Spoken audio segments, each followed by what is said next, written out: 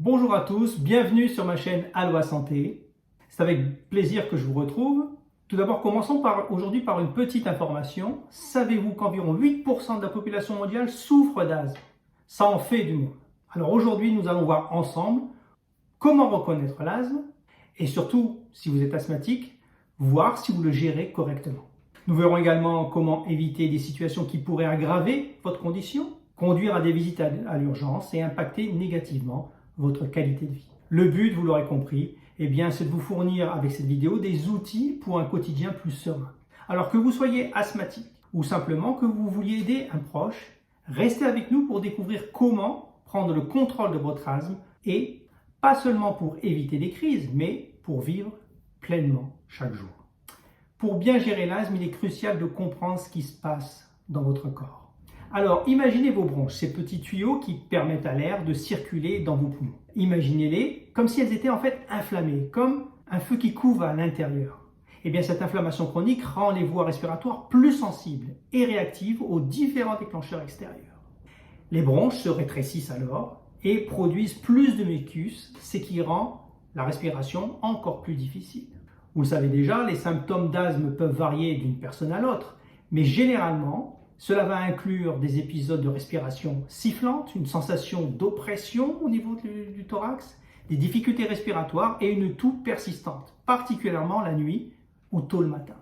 Il est important de noter que l'asthme peut être influencé par divers facteurs tels que les allergènes environnementaux, la pollution, le stress et même l'activité physique. Chacun de ces éléments peut aggraver l'inflammation et les symptômes, conduisant à ce qu'on appelle à une crise d'asthme, qui est en fait une détresse respiratoire. Mais la bonne nouvelle dans tout ça, c'est qu'avec une gestion appropriée, une compréhension claire de votre condition, vous pouvez contrôler efficacement ces symptômes et réduire la fréquence et la gravité des crises. C'est la raison pour laquelle il est intéressant de savoir reconnaître lorsque votre asthme n'est pas sous contrôle. Alors, quand votre asthme n'est pas contrôlé, cela se manifeste par divers symptômes, notamment les signes d'asthme qu'on a vus précédemment, qui vont être plus fréquents. La toux, la respiration soufflante, la difficulté respiratoire, la sensation d'oppression thoracique. Vous allez également utiliser plus souvent les bronchodilatateurs à action rapide. Vous aurez besoin de recourir au moins 2 fois par semaine aux inhalateurs de secours. Votre sommeil sera perturbé avec des réveils nocturnes. Il y a une limitation des activités quotidiennes avec une incapacité à participer à des activités habituelles ou à faire de l'exercice physique sans éprouver de symptômes. Il y a également, bien sûr, les crises d'asthme, qui est l'épisode aigu qui va nécessiter souvent malheureusement une visite à l'urgence et une hospitalisation. Pour bien gérer l'asthme et réduire les risques de symptômes non contrôlés, il est intéressant de suivre les stratégies suivantes. Elles se composent en 5 points. Premièrement, établissez un plan d'action personnalisé avec votre médecin. Le plan d'action pour l'asthme détaillera les médicaments à prendre et les mesures à adopter en cas d'aggravation des symptômes.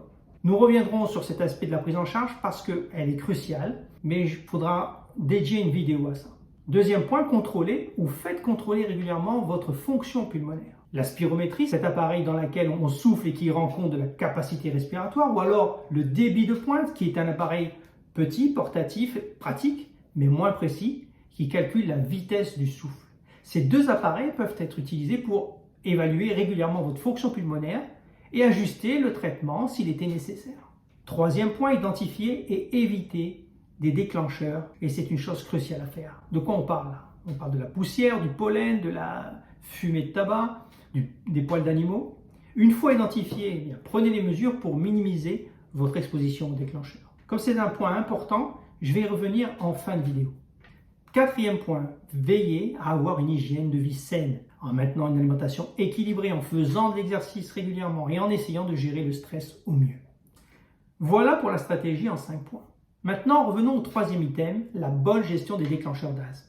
Car c'est crucial pour minimiser les risques d'exacerbation, donc de faire des crises d'asthme, et pour maintenir un asthme sous contrôle.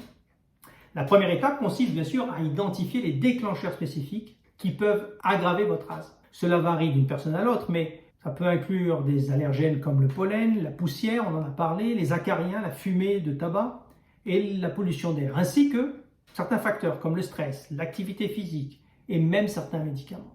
Une fois que vous avez identifié le déclencheur, il est conseillé de mettre en place des stratégies pour éviter ou minimiser l'exposition à ces déclencheurs. Cela peut inclure des changements dans l'environnement domestique, comme l'utilisation de filtres à air, le maintien d'une propreté rigoureuse et l'évitement de la fumée, de cigarettes et des vapoteuses. Pour les allergènes extérieurs, eh bien, il est conseillé en tout cas de suivre les bulletins de qualité d'air et limiter les activités extérieures les jours de forte pollution ou de forte concentration en pollen.